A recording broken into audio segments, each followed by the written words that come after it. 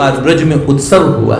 ब्रज में उत्सव हुआ, मैया यशोदा सुबह सुबह रसोई तैयार कर रही थी नंद महल में। सुबह छौंक छर्रे की, पूड़ी तस्मई खीर की खुशबू चारों तरफ ऐसे सुंदर और फैल गई।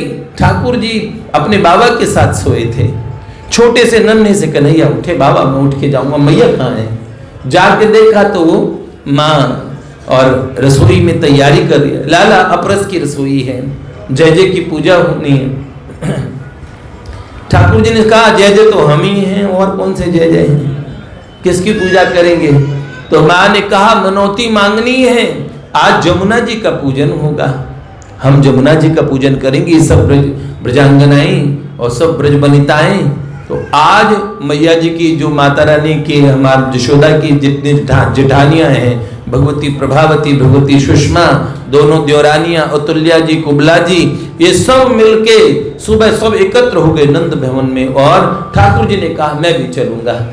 तो माँ ने कहा लाला तू उधम मचाएगा, तू बहुत उद्यमी है, तू मत जा, सो जा बाबा के साथ, सुबह सुबह हम भोर भोर में पूजन कर लेंगे सब। नहीं मैया मैं जाऊंगा, बिल्कुल उधम नहीं मचाऊंगा। तो माँ ने सोचा अकेले हैं, पत्ते से सीटी बनाना ठाकुर जी को बड़ी अच्छी आती है। पत्ते से सीटी बजाई और रस्ते वो बनाई और सीटी बजाई बड़ी तेजी से। इतने में तो अपने अपने घर में जिन ब्रज वनिताओं के छोटे छोटे छोरे सोरे थे सब उठ के भागे, अरे भैया ये कन्हैया ने सीटी बजाई है। सब अपने बॉस को पहचान गए कि बुलावा आया है। और घर से सुबल सुदीप्त स्तोक कृष्ण भद्र कृष्ण अर्जुन अंशु ऋषभ विशाल, हाँ, और वृषभ भद्र, ये सारे निकल के भागे। सारे सखा दौड़, छोटी सी अवस्था के सब सखाओं ने धबा चौकड़ी मचा दी। इतने में तो हल्ला गुल्ला मच गया।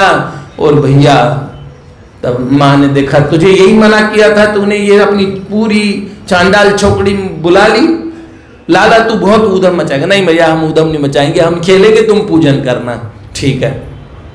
अब क्या हुआ, एकदम सुबह सुबह माता यशोदा जी सब गोपियों के साथ में जमुना तट पे जब पहुंची, भोरा भोर माँ पूजन करने लगी, जमुना जी के स्तोत्र इत्यादि गायन करने लगी, मंगल गीत गाने लगी।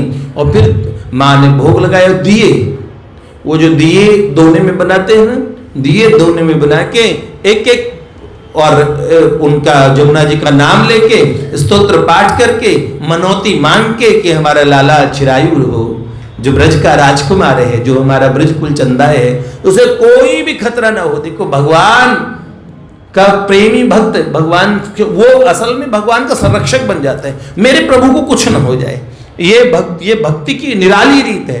तुम मुझे क्या दोगे का सिद्धांत, तुम मेरे किस काम आओगे का सिद्धांत, ये लौकिक है। पर वास्तविक हम बोले जो परमार्थ का सिद्धांत है, मैं तुम्हारे लिए क्या दे सकता हूं, प्रेम का सिद्धांत यही होता है। आपके लिए मैं क्या करूं?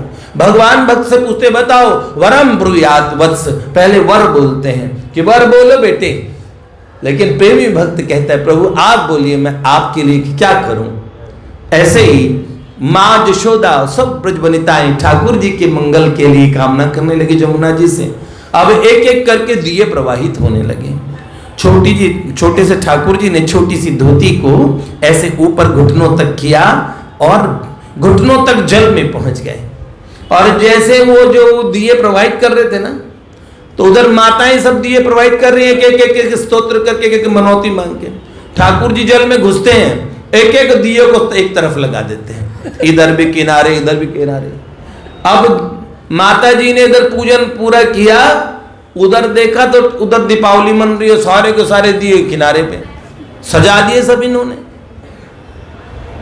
माता जी ने कहा कान पकड़े, क्यों रे उद्यमी, तुझे पहले ही मैंने मना किया था सुबह सुबह मत आ, सारा पूजन खराब कर दिया। दिए प्रवाहित किया थे, जितनी दूर धार पे जाएंगे उतना हमारे मन में संतोष होगा। तो ठाकुर जी ने कहा कहे माँ बात तो ठीक कहती हो, पर मैया बात यह है कि मेरे सामने भी बहते चले जाएं और मैं किनारे ना लगाऊं तो मुझे अचकचाहट महसूस होती है। बहे चले जा रहे थे मेरे सामने से, मेरे सामने कोई ऐसे ही निकल जाए, ऐसे छोड़ता नहीं तो मैं किनारे लगा ही देता हूं। तो मैंने एक एक करके किनारे लगा दिए।